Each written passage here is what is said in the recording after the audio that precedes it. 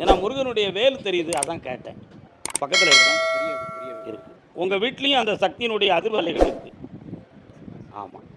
1.5 ஆண்டு காலங்களாக தொழிலாலும் அங்கே உள்ள சட்டத்தாலும் நீங்கள் கொஞ்சம் பாதிக்கப்பட்டிருக்கீங்க.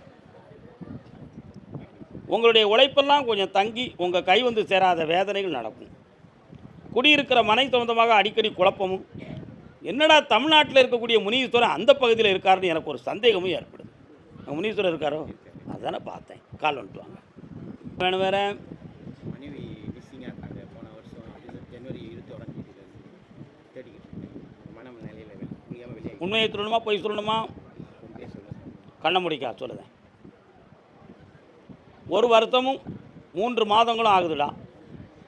அவங்களுடைய கபாலத்தில் நரம்பியல்கள் பாதிக்கப்பட்டு சுய நினைவற்ற நிலையிலே வீண் குழப்பமும் வேதனையும் அடைஞ்சிருக்காங்க. இதுக்கு மந்திர தந்திரம் நடந்திருக்குமான்னு நினைக்கிறியே, அது தப்பு. இது இயற்கையின் பாதிப்பு. உன் மனைவியை உன் கண்ணுக்கு எதிரே கொண்டு வந்து சேர்த்துறதேன், உன் வீட்டுக்குள்ளே இருக்க வைக்கிறேன்.